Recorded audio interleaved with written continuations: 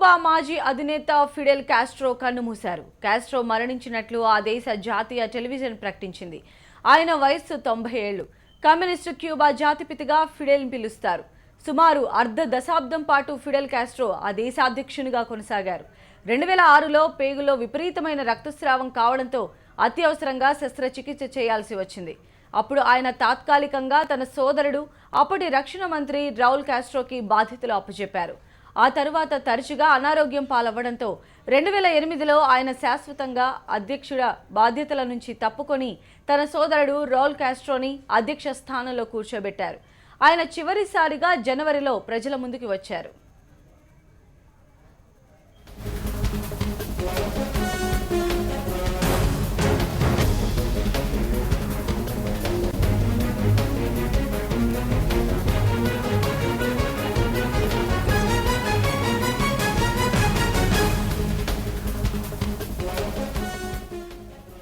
Cuba మాజీ అధినేత Fidel Castro కన్నుమూశారు. కాస్ట్రో మరణించినట్లు ఆ దేశ జాతీయ టెలివిజన్ ప్రకటించింది.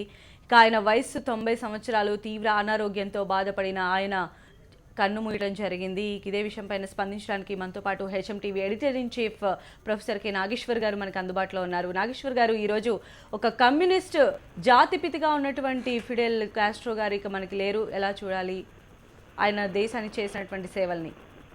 ఫిడెల్ కాస్ట్రో కేవలం క్యూబా అధ్యక్షుడే కాదు, ఆయన ప్రపంచంలో ఉన్నటువంటి పీడిత తాడిత ప్రజానికానికి అధికారం, పెత్తందారితనం ప్రపంచ స్థాయిలో ఉన్నప్పుడు దాన్ని సామ్రాజ్యవాదం అంటారు.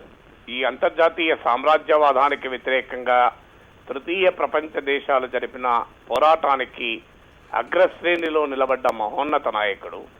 ప్రపంచంలో ఆసియా, ఆఫ్రికా, లాటిన్ అమెరికా దేశాల పౌరులకు సిద్ధాంతాలకు, రాజకీయాలకు అతీతంగా ఒక ఆదర్శనీయమైన నేత.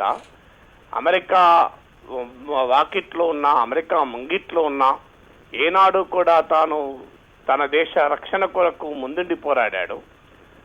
అలాంటి మహోన్నత నాయకులు ప్రపంచ చరిత్రలో అతి అరుదుగా లభిస్తారు. అన్నిటికీ ముఖ్యంగా భారతదేశానికి అత్యంత సన్నిహితమైన మిత్రుడు.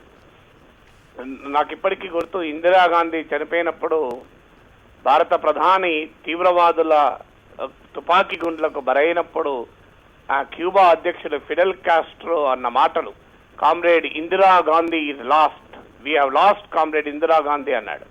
అంటే కామ్రేడ్ ఇందిరాగాంధీ అంటే ఇందిరాగాంధీ కమ్యూనిస్ట్ అని కాదు, వర్తమాన దేశాల ప్రతినిధిగా, అలీనోద్యమ అగ్రనేతగా ఇందిరాగాంధీకి ఫిడెల్ కాస్ట్రోకు ఉన్నటువంటి సాన్నిహిత్యాన్ని తెలియజేస్తోంది. నూతన అంతర్జాతీయ ఆర్థిక వ్యవస్థ కోసం, తృతీయ ప్రపంచ దేశాలు, పేద అణగారిన దేశాల అభ్యున్నతి కోసం నిరంతరం తపనబడ్డటువంటి ఒక గొప్ప నాయకుడు. క్యూబా సమాజంలో ఒక మానవాభివృద్ధిని, సామాజిక అభివృద్ధిని కూడా సాధించారు. చాలా మందికి తెలియని విషయం, అమర్త్య సేన్ తన India economic development and social opportunity, the argumentative Indian అనే అనేక పుస్తకాల్లో ఉదాహరణ చెప్తాడు. క్యూబా లాంటి ఒక చిన్న దేశంలో సగటు జీవితకాలం జపాన్, జర్మనీల కన్నా ఎక్కువ ఉంది. వాస్తవంగా షుగర్ ఎకానమీ మినహా క్యూబాకు ఏ రకమైన ఆర్థిక వనరులు లేని దేశం. దశాబ్దాల పాటు అమెరికా ఆర్థిక దిగ్బంధనాన్ని ఎదుర్కొన్నటువంటి దేశం. ప్రచ్ఛన్న యుద్ధ అనంతరం, సోవియట్ యూనియన్ పతనానంతరం సహకారం లేక విలవిలలాడినటువంటి ఆర్థిక వ్యవస్థ. అయినా కూడా ఆ ప్రజలకు సగటు జీవిత కాలాన్ని ఇవ్వగలిగాడు.